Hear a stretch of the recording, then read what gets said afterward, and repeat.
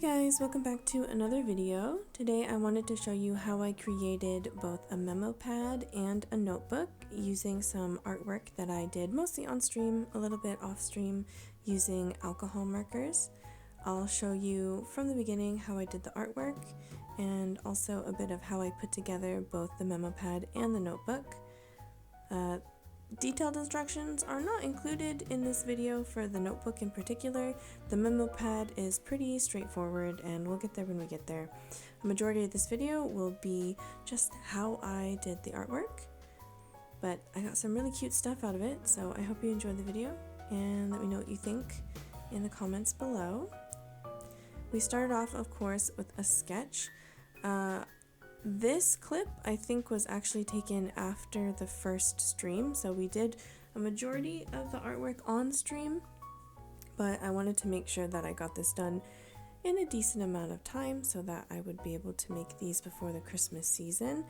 So I just ended up recording a little bit off stream. As per usual, we start with a pencil sketch. This is done in my little Copic sketchbook. And I lightened up the pencil with a kneaded eraser. I like to use kneaded erasers so that I don't damage the paper at all, and so when the alcohol ink lays down on the paper, it's looking uniform all throughout. Then I went over with a sharp colored pencil and just started going from light to dark. I had my reference image in front of me. I did not plan to have these look exactly like the reference images. In fact, the reference images were taken from several photo shoots from a royalty-free website. So the lighting and like the coloration stuff was not exactly the same, but I did want them to look relatively cohesive. Like each cookie needs to look like the cookies around it. So we tweaked it a little bit, made sure maybe some of the shadows were a bit deeper in some of them, and the colors were exactly the same.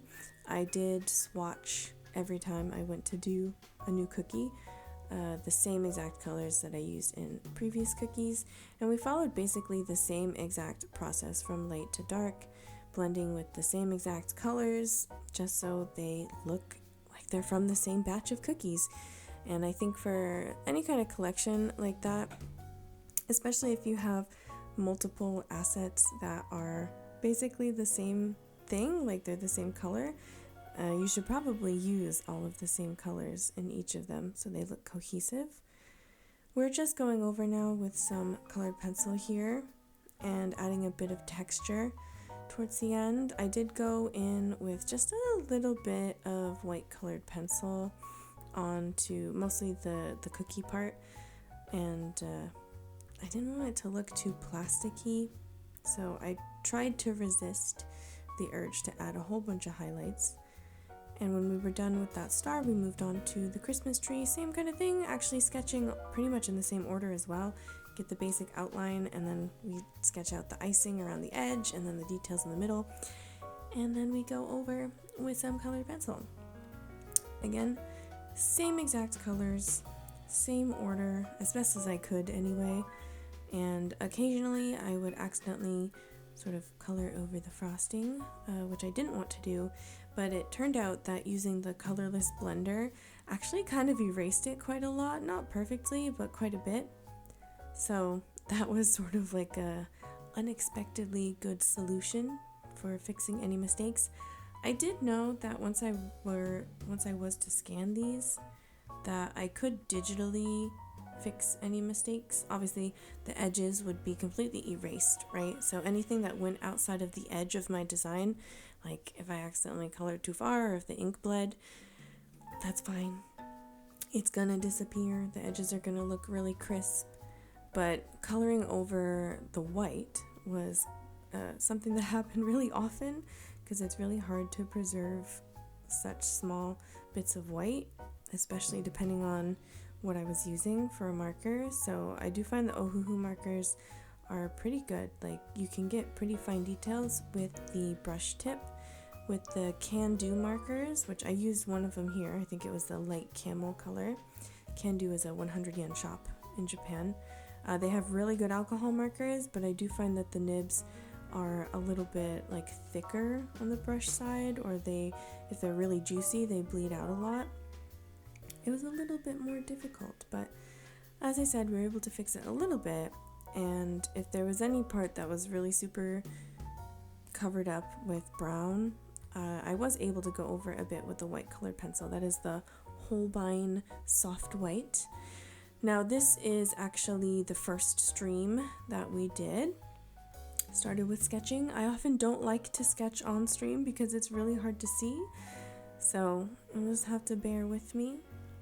We got a little gingerbread man here. He was the first one, so I was kind of like getting into the groove of things, trying to figure out like what order I should do things in, what colors really did work the best.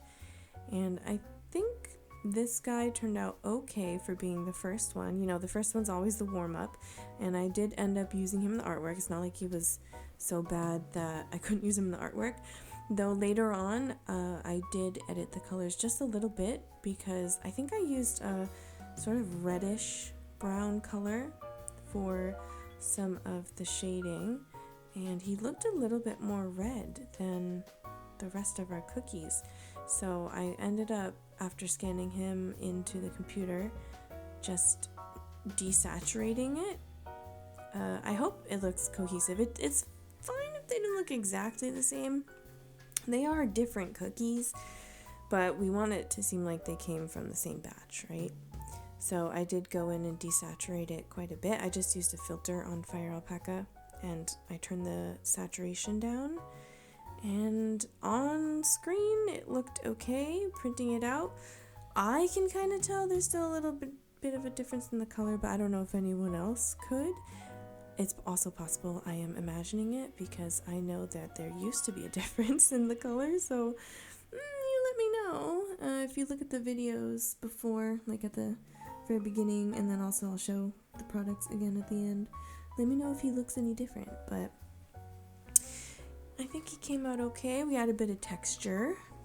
I know someone said, are you drawing mold on the gingerbread man? It's not mold, it's texture. Now I can't unsee it. But you can barely see it when it's printed out anyway, which was the goal, right? We wanted to add a little bit of texture, a little bit of like, almost like just noise, so that it looks a bit more natural to the eye. And that was kind of the goal. He doesn't have to look like he has like polka dots or like deep pits, because once it's printed out, it flattens the color quite a bit. And then, particularly shades that are really close to each other, they look really similar, or you often can't even really see a difference. And then, depending on the paper settings and like the print settings you choose to use, it might turn out darker in general, or it might turn out higher contrast. So that's something you just have to work with when you test print things and try different settings. Completely depends on, one, your printer, two, like your monitor or the screen that you're looking at can look very different from one other monitor or screen. So it's all something you have to sort of test out and see if you like, and just choose the settings that you think work the best. So for me, I think I didn't even change anything after I printed all this out, because I kind of know what to expect from my printer. So I knew that, you know, if this was sticker paper, it would probably print out a lot darker, because it prints darker on the sticker paper anyway, but also I tend to print in high quality on sticker paper, and that uses a lot more ink. Whereas with this, I use the plain paper setting, and it doesn't actually print on high quality. I think the images are fine, they're not blurry or anything, but they don't use as much ink, even though I use a slightly thicker paper than like your standard printer paper. I'd still use the plain paper setting because I don't want it to look really dark. And I think it turned out cute basically on the first try, but that's because I know my printer and I know what to expect with this paper. So you might have to try it out with many different settings before you know which one you like. At this point, we are moving to the next one. This is supposed to be a candy cane, of course. it is in this direction in the reference image, which, yeah, I could have flipped it if I wanted to, but I didn't want to. One, because I kind of just liked the look of an upside down candy cane, and two, because the shading would be like the opposite. So again, these photos that I'm using, not all of them are from the same photo shoot from the same photographer. These are all royalty-free images, by the way, if I didn't say that before. They are royalty-free. Don't try to sell artwork of things that you drew from a reference that you don't own or is not royalty-free, that you don't have permission to use. You shouldn't do that. That's not great. You could get in trouble, but also it's not very ethical. So that's my warning. But yeah, someone said it's just a J, or just say it's a worm. It's a candy cane, okay? I really like this one. I think this might be my favorite one. I don't know. I just like the look of it and like the very subtle, slightly realistic shading on all the different bits of icing that sort of overlap each other. The goal for this set was like whimsy, like homemade bakery, like homemade in someone's kitchen. So the edges were not perfectly shaped and the icing was a little bit messy, and I was wondering, like, the whole time I was drawing these, does it look intentional? Like, does it look whimsical or does it look messy? You know? Like, can you tell that I'm not going for hyperrealism? That we're looking for, like, a sort of stylized and very imperfect but on purpose kind of look? I don't know. This was really inspired by some other artwork that I've seen, and some of my like favorite daily planners are I'll look at the name in a second actually. What's the company called? I can look it up right now. Okay, so the company is Art Print Japan and the illustrator is Omiso, and I've gotten a couple of their planners before and I just really love the artwork. The most recent one I've had is like it has a bunch of pastries and like baked goods in like all over, like for each month there's like, I think it's like seasonal pastries, right? So I don't know if there's any gingerbread cookies specifically. I don't think there were actually, but I was kind of going for that vibe. It looks like sort of almost watercolor. I think it might be watercolor. So I think the way that I did this was I could have gone darker with the alcohol markers, but I kind of like the sort of lightish, almost transparent look, especially once I printed it out. I just think it feels a lot softer and calmer than having like a really bold aesthetic. So I think it's cute. I like it. This is our gingerbread man. We are on the gingerbread man, and I ended up sketching on my iPad. I don't know what the heck happened. I know Procreate updated.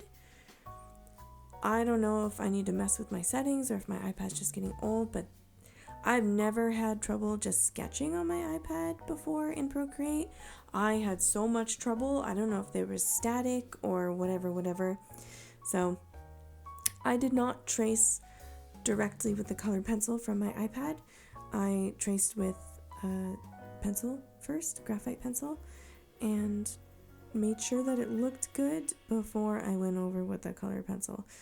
And then we just continued everything else the same as before, same colors, just different shapes, right? So I think these reference images, like I said, they have slightly different lighting depending on the photo shoot. A majority of them had light coming from the top left and then a little bit from the top right, sort of like middle right to top right. I'm assuming they had like a soft box in the top left and one to the top right.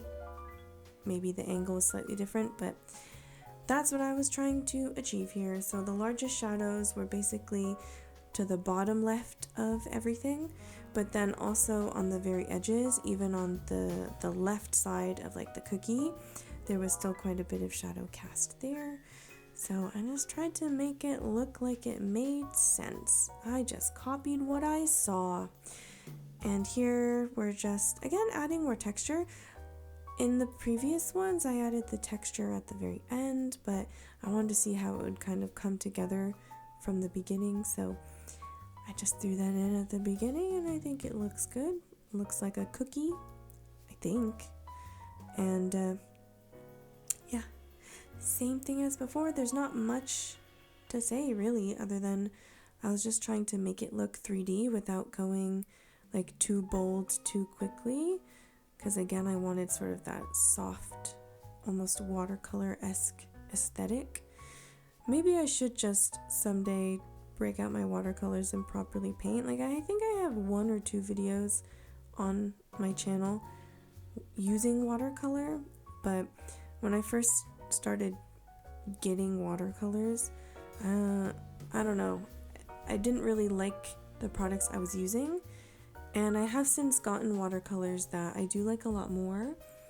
I really like the Holbein watercolor in the tubes, because you can get quite bold with it quite easily, whereas I find with like the Winsor & Newton, like, what do you call those, like the solid watercolor, it just takes a lot to build up the intensity that I like. So I don't know, maybe we'll see that soon. We'll see. I'll have time during the holiday season to sort of relax and play around with art supplies, I think. But for the time being, we're using a lot of alcohol markers just because it's easy. It takes very little cleanup, which is like the biggest thing. I can hop on stream, and when I gotta rush to work at the end of stream, I don't have to put anything away. I can just leave everything on my desk, or I can take all the markers that I used and I put them in a little baggie so that I had them all together. Okay, this is maybe the most interesting one. I don't know. We had people in the previous stream to this one begging I make an Abraham Lincoln cookie. And we talked about, things we could do. I specifically wanted it to be respectful. I didn't want to joke about anything that could have happened to him, but also previously we did some cut in half pumpkins, right? And it became sort of a running joke to like say, oh, you should draw that raven cut in half. So we ended up having Mr. Abraham Cookie Lincoln bitten in half, right? And he's happy about it. He's happy someone is enjoying his delicious gingerbready goodness, so it's not a bad thing. And we again followed the same kind of pattern. I did keep forgetting to color in like the little chunks at the bottom. I really wanted some crumbs, okay? Because I thought it would look, I don't know, it just looks more interesting and sort of alive or real. I don't say alive because gingerbread cookies aren't alive, but maybe this guy looks a little too alive. I don't know. Everyone kept talking about Shrek in the comments, in the chat. So yeah, maybe he is alive. I don't know. Whatever's happening, he's happy about it, okay? This is not sad. I did mess up a little bit with the icing on his hat, and I couldn't erase it properly. I did end up going over the colored pencil a bit with the colorless blender, and it actually lifted it surprisingly well, but not completely. So we just tried to make the shading work out, and I may have edited it a little bit. I can't remember how much editing I actually did, but by the end it wasn't really noticeable, so I didn't have to do much. There were more moments, particularly on the hat, where I accidentally went onto the icing, the white that I was not supposed to go onto. It just bled. It was an accident. I don't know. I think because the paper started warping a little bit when I put on several layers. So I went to like just draw something, and it like left a blob because the paper wasn't flat. But I took the colorless blender, and it didn't blend it out completely, but surprisingly it was mostly gone. I think you can see right there, I just did it to lift the colored pencil, and on camera I don't even think you can see the colored pencil anymore, though it did once it dried, it still looked darker than the rest of it. So I went over with some Holbein soft white colored pencil just to lighten it up a bit. You can kind of see over his left eyebrow, so the right eyebrow, the one on the right side. We got some smudginess as well. I made a mistake, okay? And that's just what happens with traditional art. And you just gotta work with it. And again, the good thing is that, generally speaking, I will scan these things and I can fix them digitally if I need to. And it's not a big deal for the most part. You gotta be careful.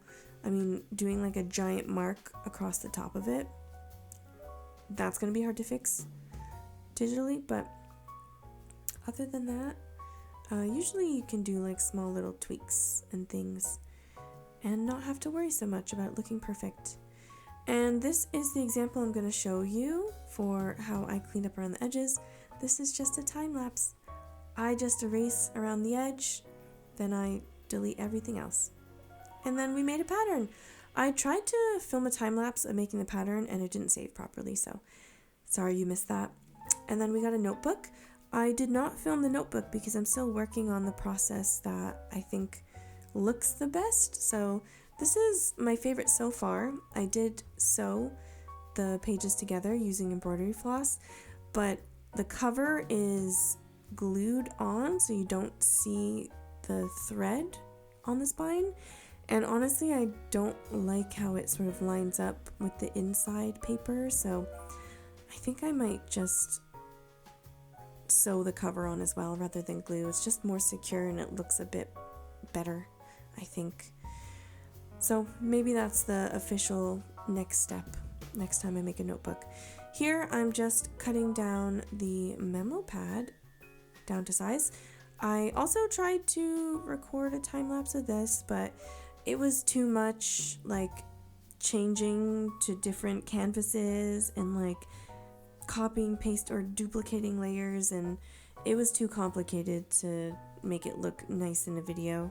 So I'm sorry you don't see me designing it, but these are all the same assets that you just saw me making, and also the berry and the star anise are from my fall Memopad design. So you can actually see that on my channel as well. You can see me drawing the star anise and the berry if you want to. In the end, we cut them all up. They lined up pretty well. If this wasn't just for myself, if I was selling this physically, which usually I do for my Memopads, but it's just too late in the season now. If this was for a customer, I probably would have been a bit more careful. You probably can't even tell on camera that some pages might not have been cut perfectly before I like moved the thing to the proper position. But you know, it's for me, so I don't actually care that much. It's very functional and it's very cute. So I just lined them up and I did my usual Memopad process where I lined it up as best as I could. I don't have a really heavy duty paper cutter that can cut through so many pages, so we're just making it the best we can. Then I take some bits of cardstock and some clips, and once I lined it up perfectly, I will put one clip and prevent it from making dents with the cardstock to hold it in place while I glue it. This is, I think, the best glue I've used for Memopads. It's just for sealing envelopes basically, but it really works, and it has a sponge applicator, and I usually just smooth it out with my finger rather than a brush because I feel like I can be more accurate.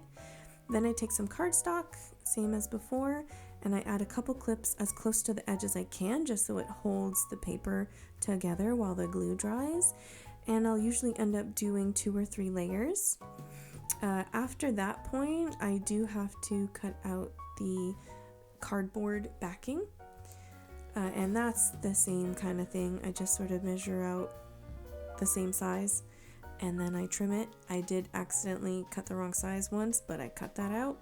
And then we have this. I just cut out a little magnet strip that I bought from the dollar store, and it already had adhesive on it.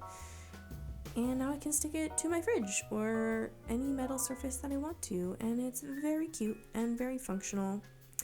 Here's another look at the notebook as well. You can't see on camera. Again, I just think the cover is not perfectly lined up, but I do think the insides look pretty good. I just made those on fire alpaca, those lines, and printed it on A5 size paper and folded it in half, and then poked holes through it and then sewed it together. So not a big process. That's about it for today.